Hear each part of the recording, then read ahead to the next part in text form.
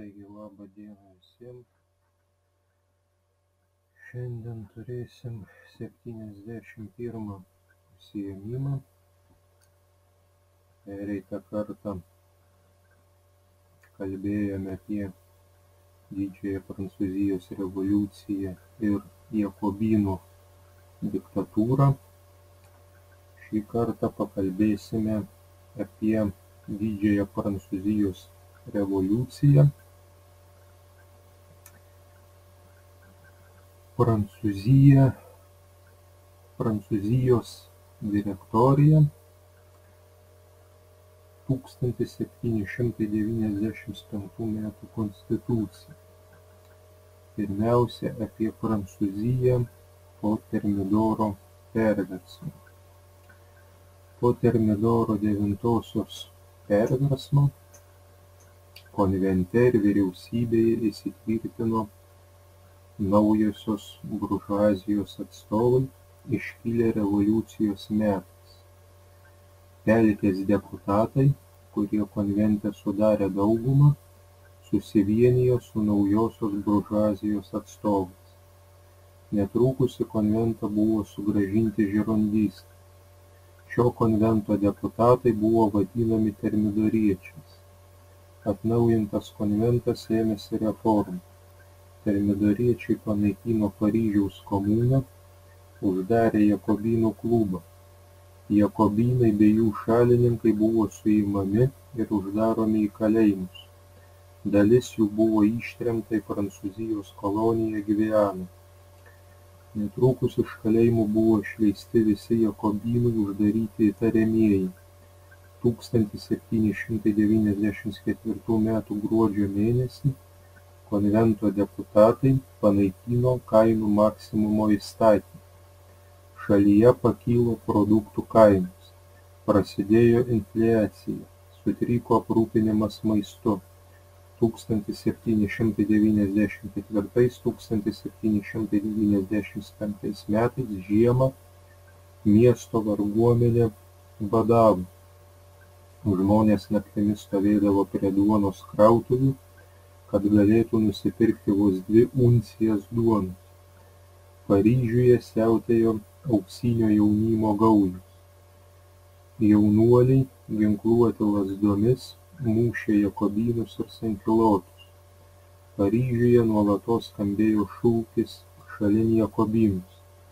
Varguomeniai skurstant, buržuazija, atsigavusi po teroro politikos, begėdiškai švaistė pinigus, dalyvaudavo prabangiuose pokyliuose Leibavo. 1795 metų pavasarį Paryžiuje kilo 2 sankilotų sukilimai. Varguomenė reikalavo duonos ir 93 konstitucijos. Sukilimai, kilę darbininkų priemiesčiuose, kariuomeniai padedant buvo numalšinti. Varguomeniai ši kova nedavė jokios realios naudos. Tačiau didžiausią pavojų konventui kėlė rojalistai.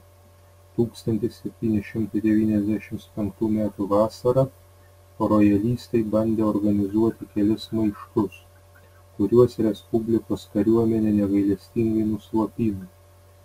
Naujoji valdžia tvirtai saugojo per revoliuciją pasiektus laimėjimus. Apie 1795 metų konstituciją. 1795 metais rugpjūčio mėnesį konvento deputatai priėmė naują Prancūzijos konstituciją. Remiantis šią konstituciją buvo panaikinta visuotinė rinkimų teisė, įvestas turto cenzas, kuris sumažino rinkėjų skaičių. Įstatymų leidžiamoji valdžia buvo sutelkta 2 susirinkimuose, tai yra 500 taryboje ir seniūnų taryboje. Vadovauti vyriausybei buvo paskirta direktorija, kurią sudarė 5 nariai, tai yra direktoriai. Juos rinko seniūnų taryba. 2/3 500 tarybos ir 2/3 seniūnų tarybos narių reikėjo perrinkti iš konvento deputatų. Ir tik 1/3 narių buvo galima rinkti iš kitur. Tokia rinkimų tvarka naujuosius susirinkimus turėjo apsaugoti nuo monarchistų išrinkimų. 1795 metais Prancūzijos konstitucija šalyje įtvirtino respublikinį valdymą ir garantavo privačios nuosavybės teisę. Nauja šalies valdymo sistema buvo pavadinta direktorija. Apie direktorijos vidaus politiką. Direktorijai atėjus į valdžią, Prancūzijos ekonominė padėtis buvo sunki. Pramonės gamyba tesudarė apie 2/3 1789 metų lygio. Eksportas sumažėjo per pusę. Dėl Anglijos blokados smuko prekyba su kolonijomis. 1796–1797 metais buvo įvykdyta finansų reforma. Panaikintos bevertės asignacijos ir sugrįžta prie metalinių monetų. Direktorijos laikotarpiu suklestėjo spekuliacija, nelegali prekyba, turto supirkinėjimas ir perpardavinėjimas. Ypatingai dideli kontrastai išryškėjo tarp buržuazijos ir miesto varguomenės pragyvenimo lygių.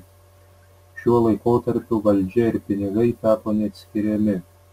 1795 metais spalio mėnesį Paryžiuje kilo rojalistų maištas dėl naujai priimtos konstitucijos. Jį slopinant pasižymėjo generolas Napoleonas Bonapartas. Maištininkus Napoleonas išblaškė negailestinga artilerijos ugnimi. Po tokio žiauraus sutriuškinimo rojalistai prarado viltį į valdžią sugrąžinti Burbonus. Apie Napoleono Bonaparto iškilimą. Direktorijos valdymo metais karas su užsienio valstybėmis tęsėsi. 1795 metais Prancūzijai pavyko pasirašyti atskirą taiką su Prūsija, tačiau Austrija, Rusija ir Anglija liko koalicijoje, kovojusioje prieš Prancūziją. 1796 metais Napoleonas buvo paskirtas vyriausiuoju į Italiją siunčiamos kariuomenės vadu. 27 metų generolas gavo prastai ginkluotą ir nedrausmingą kariuomenę. Tačiau Napoleonas per trumpą laiką sugebėjo ją disciplinuoti, aprūpinti amuniciją ir išsikovoti kareivių pasitikėjimą. Pradėdamas karą Italijoje, Napoleonas į kareivius kreipėsi šiais žodžiais: Kareiviai, jūs neaprengti, jūs blogai pamaitinti. Aš noriu vesti jūs į derlingiausias pasaulio šalis. Per karą Italijoje išryškėjo neeilinis karinis Napoleono talentas. Pagrindinis Napoleono taktikos principas – į vieną vietą greitai sutelkti didelės karinės pajėgas ir be sudėtingų manevrų sutriuškinti priešą. Mūšiuose prie Lodžio, Arkolio ir Rivolio prancūzų kariuomenė sumušė austrus. Prancūzai užėmė visą šiaurinę Italiją ir grasino įsibrausę į Austrijos sostinę. 1797 metais tarp Prancūzijos ir Austrijos buvo pasirašyta taikos sutartis. Austrija Prancūzijai pripažino Belgiją, Italiją ir kairįjį Reino krantą.